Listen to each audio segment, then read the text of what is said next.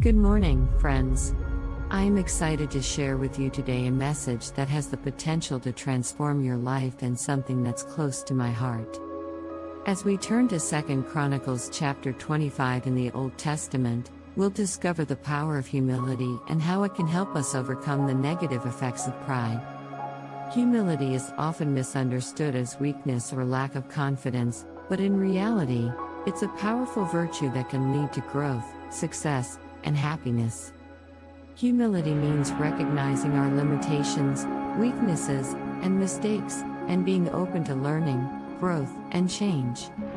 On the other hand, pride is a dangerous attitude that can blind us to our flaws, distort our self-image, and harm our relationships with others. It's often driven by fear, insecurity, or a desire for control or recognition, and it can lead to a range of negative behaviors and consequences. According to the Bible, pride is one of the most serious sins that humans can commit, and it's often associated with rebellion against God and His laws. Proverbs 16:18 says, "Pride goes before destruction, a haughty spirit before a fall," and James 4:6 warns, "God opposes the proud but shows favor to the humble." In addition, other verses in the Bible also warn against pride. For example, Proverbs 11:2 says, "When pride comes, then comes disgrace, but with humility comes wisdom." Similarly, Proverbs 29:23 says, "Pride brings a person low, but the lowly in spirit gain honor."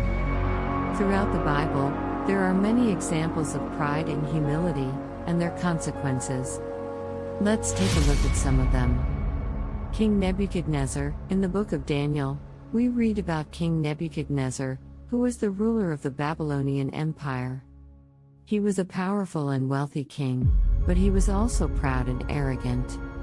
He boasted about his accomplishments and believed that he was the most powerful king in the world. As a result, God humbled him by making him lose his mind and live like an animal in the wilderness. It was only after he recognized God's power and authority that he was restored to his throne and his sanity. Lucifer. In the book of Isaiah, we read about the fall of Lucifer, who was once an angel in heaven but became proud and rebelled against God. He wanted to be like God and have his own kingdom, so he convinced 1/3 of the angels to follow him in his rebellion. As a result, he was cast out of heaven and became Satan, the adversary of God and humanity. Amaziah started his reign as king of Judah by following God's commands and winning a victory against the Edomites. However, he foolishly brought back their gods and sacrificed to them.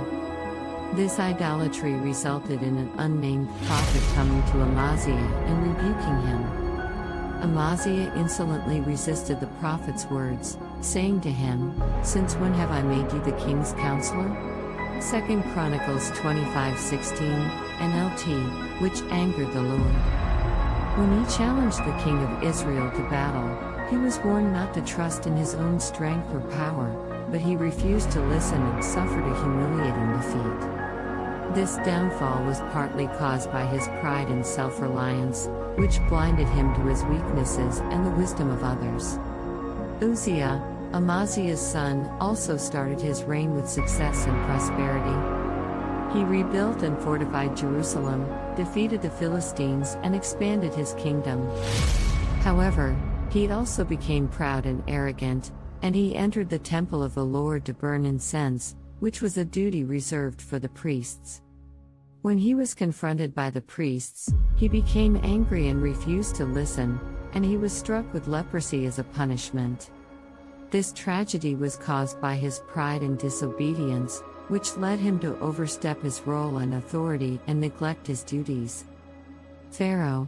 In the book of Exodus, we read about Pharaoh, who was the ruler of Egypt during the time of Moses. He was a proud and stubborn king who refused to listen to God's commands to let the Israelites go free. As a result, he and his people suffered 10 plagues, including the death of the firstborn, before he finally relented and released the Israelites. These stories illustrate the dangers of pride and the benefits of humility. Humility allows us to recognize our need for guidance, correction, and support from others, to appreciate the diversity and complexity of the world, and to stay grounded in our values and goals. It helps us to develop empathy, gratitude, and respect for others, to build trust and cooperation in our relationships, and to avoid conflicts and mistakes. As we conclude, I encourage you to embrace humility as a key to your personal and spiritual growth. Let us learn from the mistakes and lessons of the past, seek to serve God and others with humility, integrity, and compassion, and strive to make a positive impact in our communities and the world. If you found this message inspiring and educational, please consider subscribing to my channel for more life-transforming content. Together, we can embrace humility and live a fulfilling and meaningful life.